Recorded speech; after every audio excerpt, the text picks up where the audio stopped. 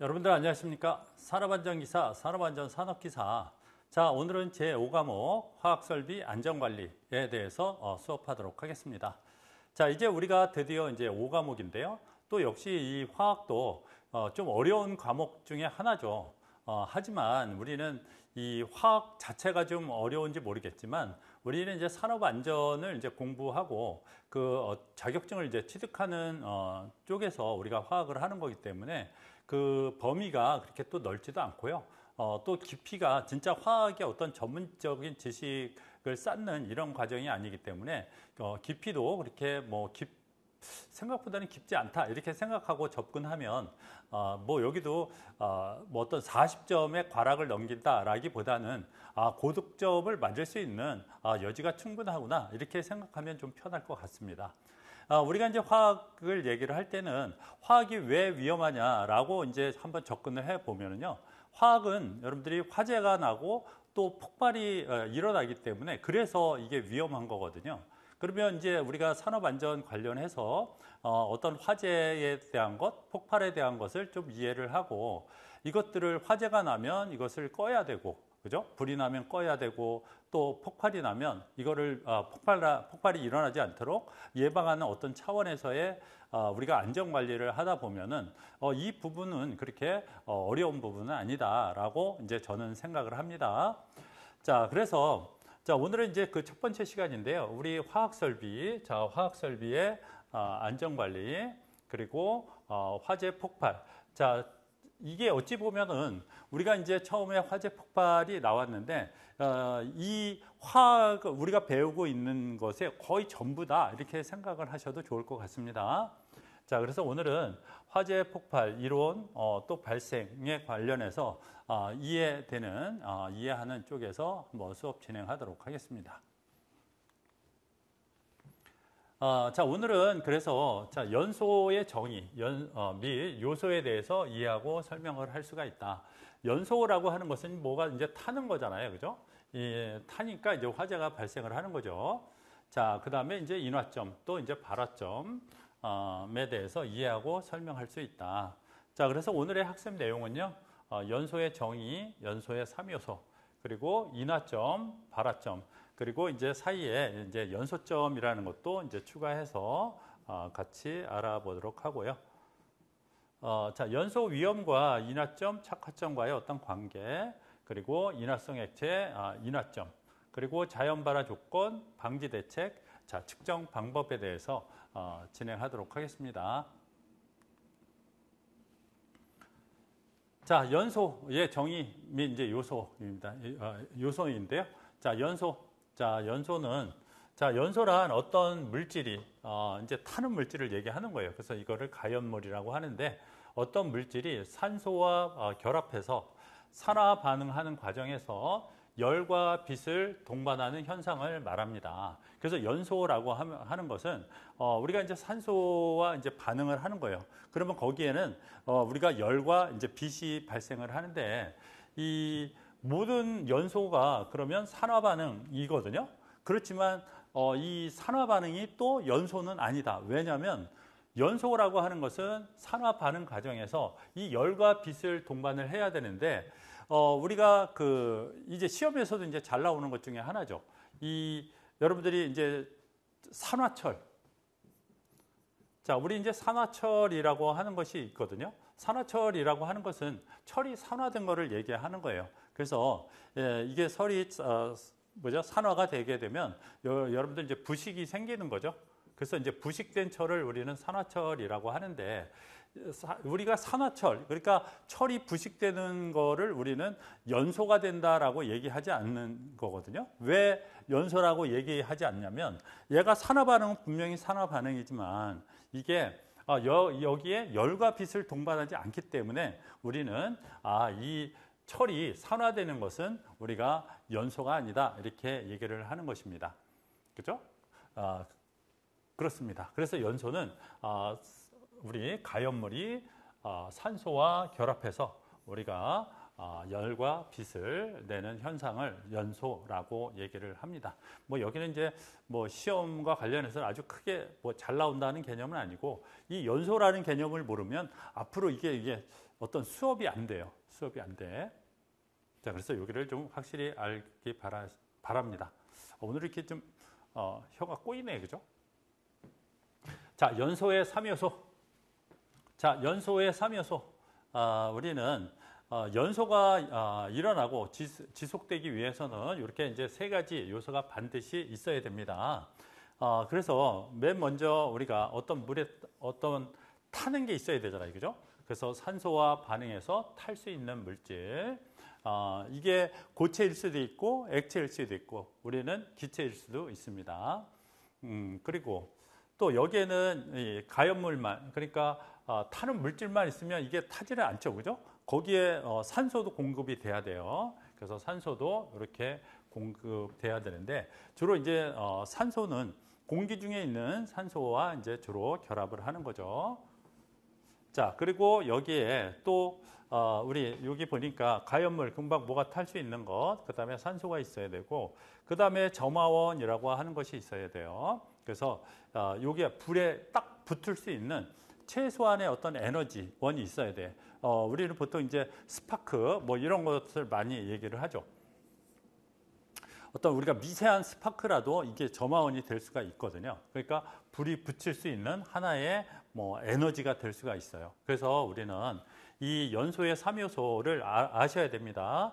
산소, 가연물, 점화원이다. 이렇게 여러분들이 이해하시면 됩니다. 자, 근데 우리 보면은 이제 3요소라는 얘기도 하고 또 요즘 이제 4요소라는 얘기도 하거든요. 그래서 또 여기 3요소에다가 플러스 요소를 하나 더 붙여서 이 연쇄 반응. 자, 연쇄 반응도 하나의 우리 연소의 요소로 보고 4요소라고 얘기하기도 합니다. 그래서 이게 왜 그러냐면 여기에 보면은 우리가 만약에 불에 타는 것 중에서 어떤 지금 화재가 발생을 했는데 화재를 막는 것을 우리는 화재를 끄는 거, 불을 끄는 걸 우리는 소화라고 하거든요. 소화라고 하는 것은 이 어떤 세 가지의 요소 중에서 하나를 없애버리는 거다 이렇게 보면 됩니다. 그래서 가연물을 없애거나 산소 공급원, 산소를 없애거나 우리가 이제 점화원을 없애거나 하면은 우리가 불을 끌 수가 있어요. 그리고 여기 또 하나 우리 연쇄 반응을 일어나지 않게 또 차단할 수도 있거든요. 그렇죠? 그래서 불을 끄는 방법은 요 네 가지 어떤 요소들을 우리가 하나를 제거하는 것을 우리가 소화다 이렇게 얘기하는 것입니다.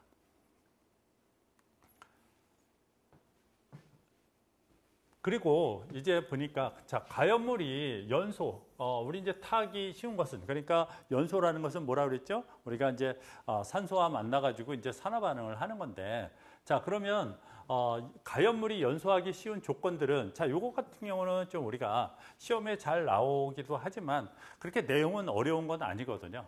자, 그러면 어디 볼까요? 자, 일단은 어떻게 해야 돼요? 산소와 잘 반응을 해야 되죠. 그래서 우리 산소와의 어떤 친화력이 중요하다. 이거 너무나 좀 뻔한 내용이다. 이렇게 보시면 되죠. 그래서 산소와 잘 어울려야 불이 잘 붙는 거예요. 그렇죠? 자, 그리고 또 불을 붙으면 열을 또 많이 내야 돼.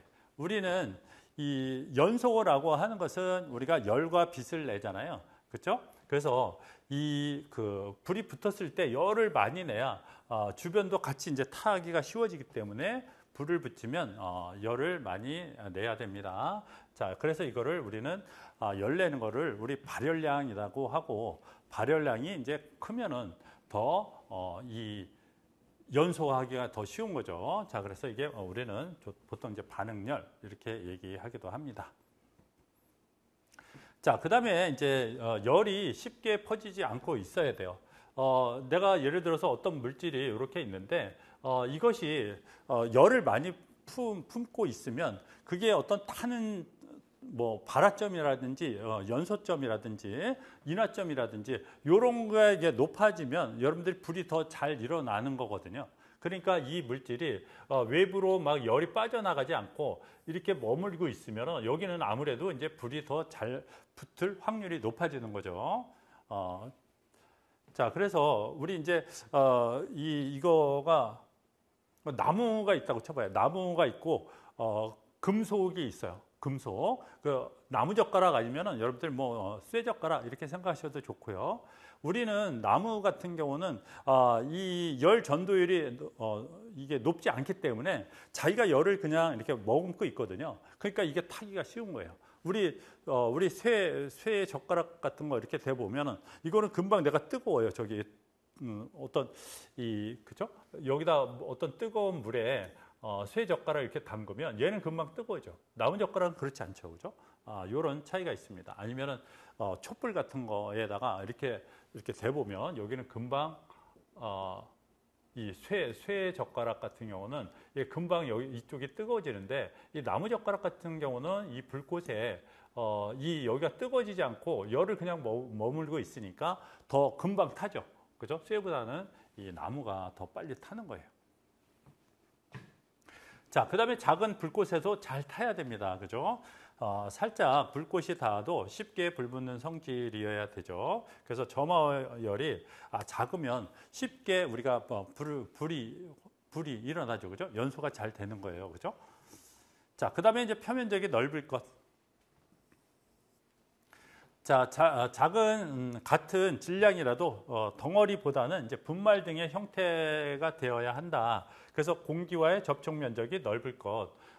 만약에 이런 나무 토막이 이제 사각이다 이렇게 치면은 나무 토막이 이렇게 사각이에요. 그러면 요거의 표면적과 우리는 이거를 잘게 이렇게 잘라요. 이렇게 잘게 여러 이렇게 덩어리로 이렇게 자른다 이거죠.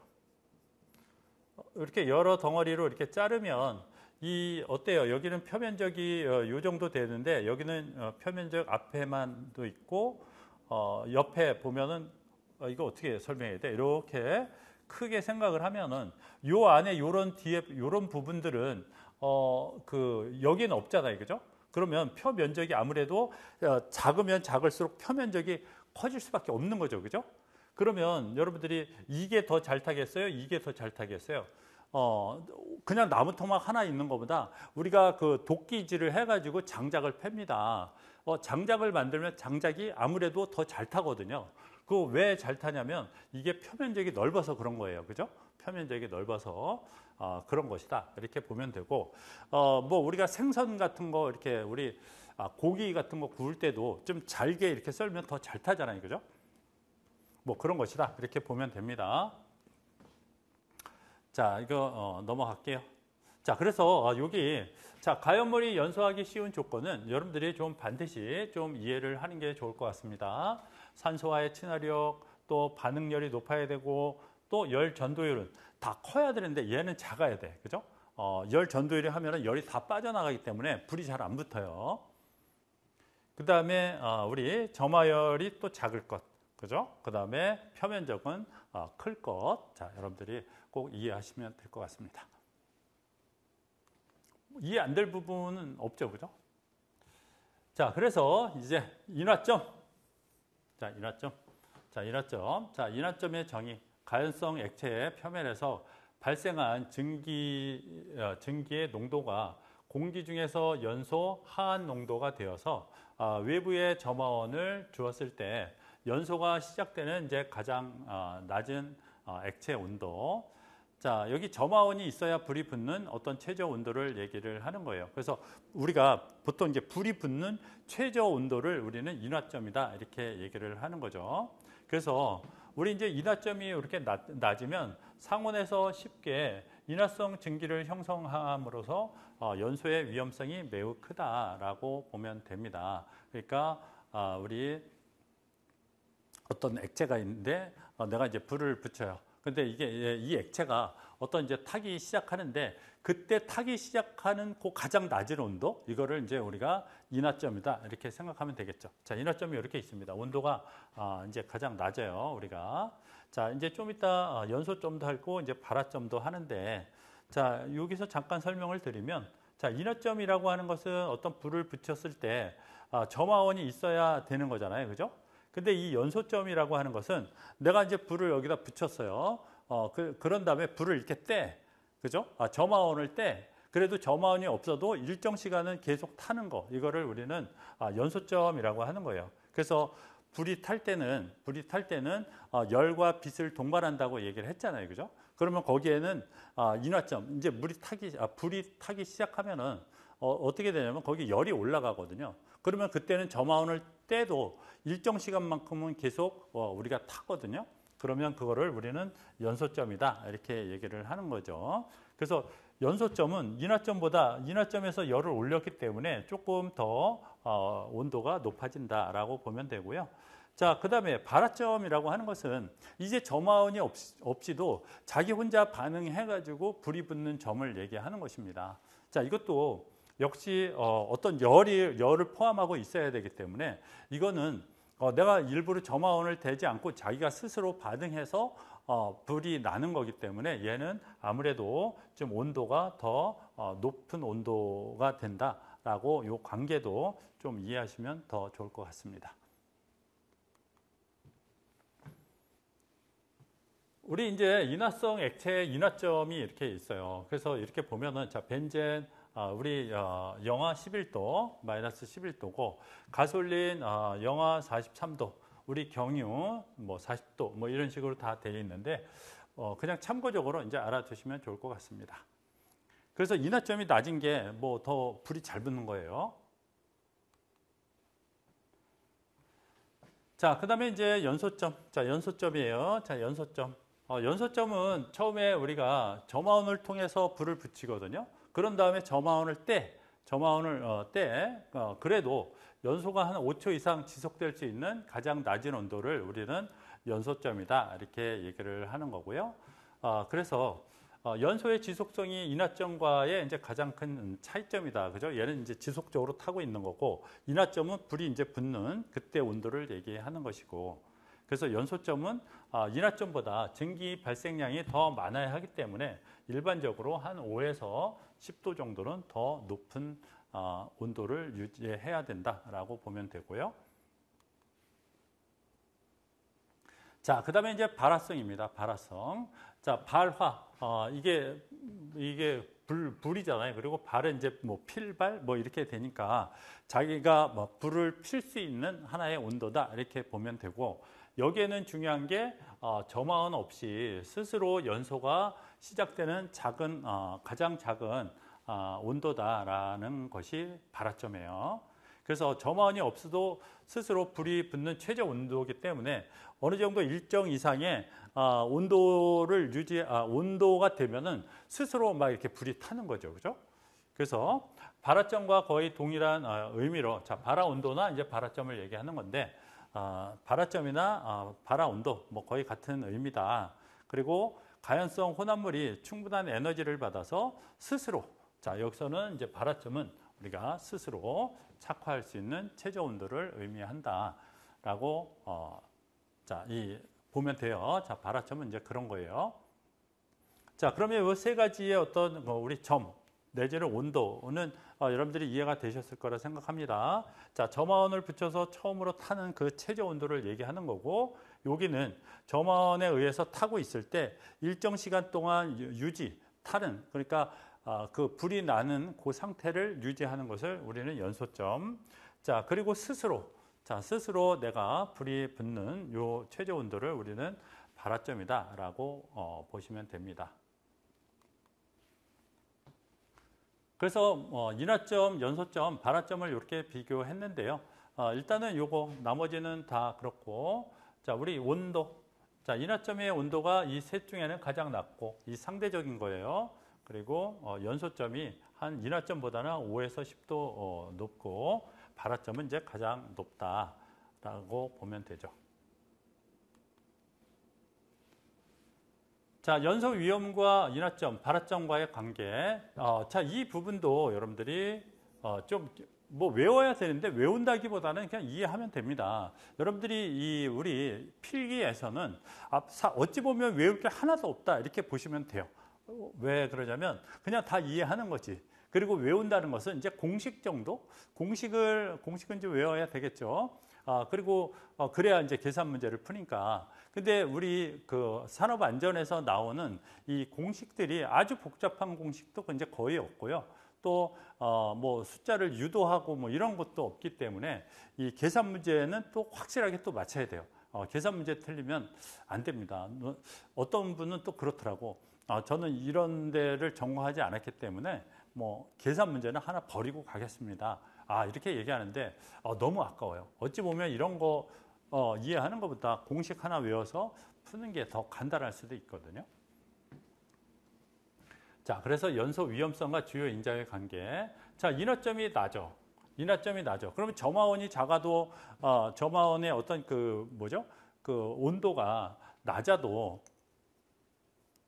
우리 어떻게 되겠어요? 불이 금방 붙잖아요, 그죠? 그래서 인하점이 낮을수록 연소 위험이 크고 더 위험한 거다.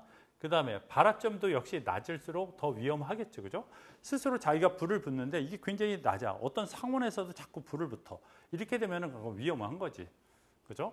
그 다음에 연소 범위 또는 이제 폭발 범위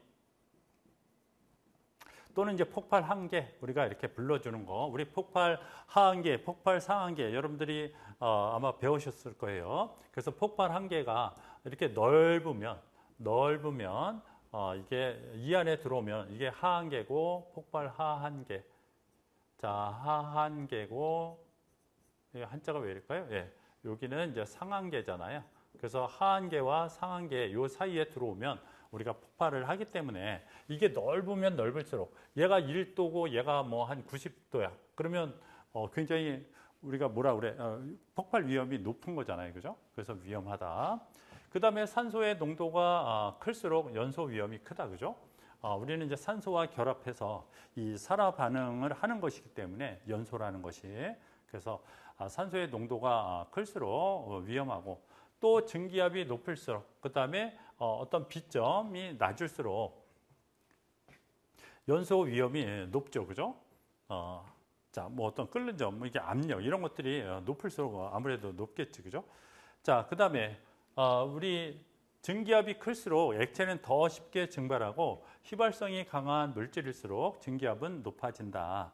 우리가 이제 증기압, 우리가 액체에서 고체로 가면 이게 어떤 뭐 액체에서 고체, 액체에서 기체로 가면은 어떤 거기 압력은 높아지잖아요, 그죠? 그러면 아무래도 발화될 수 있는 아니면 우리 그 인화점이 그 위험이 높아지는 거죠, 그죠?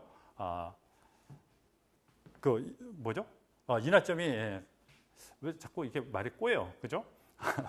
인화점이 높고 낮고 뭐 이런 개념이 아니라 우리가 거기에 불을 붙을 수 있는 그 온도에 접근을 하는 거죠, 그죠? 그러니까 위험하다. 자, 그다음에 이제 자연 발화의 조건. 자, 이것도 이제 별표를 합니다. 별표. 우리가 이제 자연 발화라고 하는 것은 자, 발화라고 하는 것은 점화원이 없이도 이제 불이 붙는 거잖아요. 근데 그게 이제 자연적으로 우리가 발화를 하는 거예요. 그러면은 이거를 이제 자연 발화라고 하는 것인데, 자, 자연 발화, 자, 발열량이 크다. 반응열이 커요. 그래서 물질 자체의 산화열, 분해열 등이 커. 그렇게 되면 열을 많이 품고 있으면 아무래도 어떻게 돼요? 금방 이 불이 붙기 쉬운 거잖아요, 그죠? 그 다음에 열 전도율이 작을 것. 아까 이제 말씀을 드렸던 거예요. 우리가 나무, 철 이렇게 있으면 이 나무 같은 경우는 열 전도율이 거의 없어요. 그렇죠? 작으니까 아무래도 어떻게 돼요?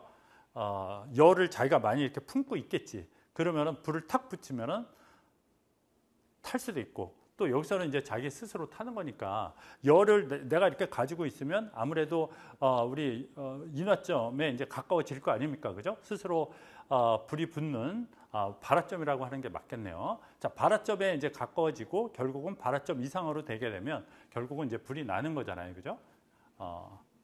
자, 그다음에 이제 표면적이 넓을 것. 아까 이제 말씀을 드렸습니다.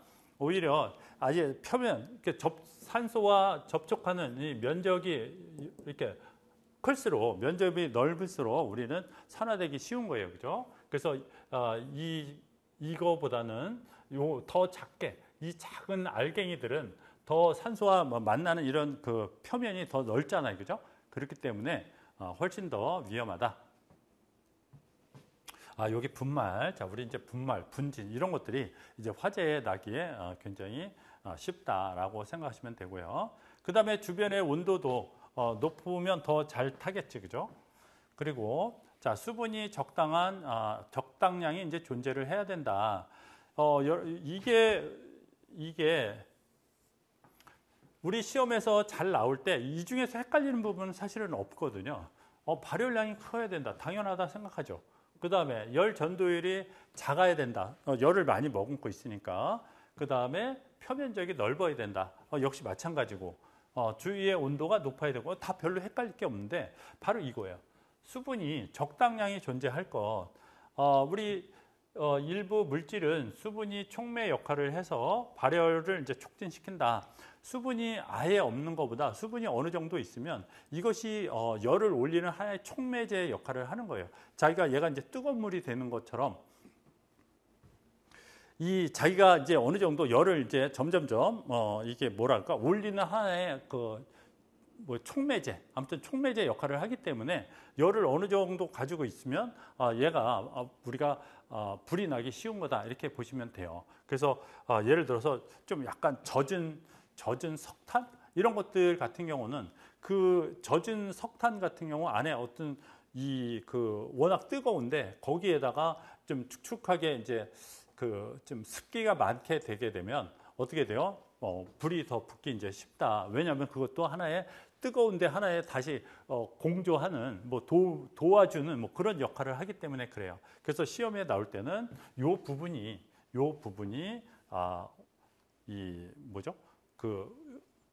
시험에 나올 확률이 가장 많다 이렇게 보시면 돼요. 시험이라고 하는 것은 우리가 뻔한 것은 사실 잘 시험에 내는 것은 그냥 점수 주기 위해서 하는 거고 일반적으로는 좀 헷갈리는 거 이런 걸 골라서 이렇게 내겠죠. 그죠? 그래서 우리가 온도가 높고 습도가 높다 그러면은 이게 불이 붙기 쉽구나 이렇게 또 생각해야 돼. 자연 발화가 쉽겠구나 이렇게 생각을 하시면 됩니다. 자연 발화 방지 대책. 우리 여기서 이제 앞에서 다 이렇게 보시게 되면 열 전도율이 작을 것, 그 다음에 주위의 온도가 높을 것, 그 다음에 이제 수분도 마찬가지인데요. 어찌 보면은 열을 많이 자기가 품고 있으면 아무래도 화재의 위험이 높은 거잖아요. 그죠? 불이 날 위험이 높은 거거든요. 그러니까 이런 자기가 품고 있는 열을 좀 없애줘야 돼요. 어떻게 없애주면 통풍을 통해서 우리가 없애준다. 이렇게 보면 되겠죠. 그래서 여기 보면은 통풍을 잘 시킬 것. 자연 발화를 방지하는 가장 대표적인 방법은 저 통풍이다. 이렇게 보면 될 것 같습니다. 역시 마찬가지예요. 저장실의 온도 상승을 피할 것. 직사광선을 피하고 서늘한 곳에서 보관한다. 그러니까 온도 상승을 다 막는 것 중에 하나잖아요. 그러니까 통풍도 역시 마찬가지로 우리 자기가 품고 있는 어떤 온도를 올리는 것을 이제 막는 그런 역할을 하는 거고요.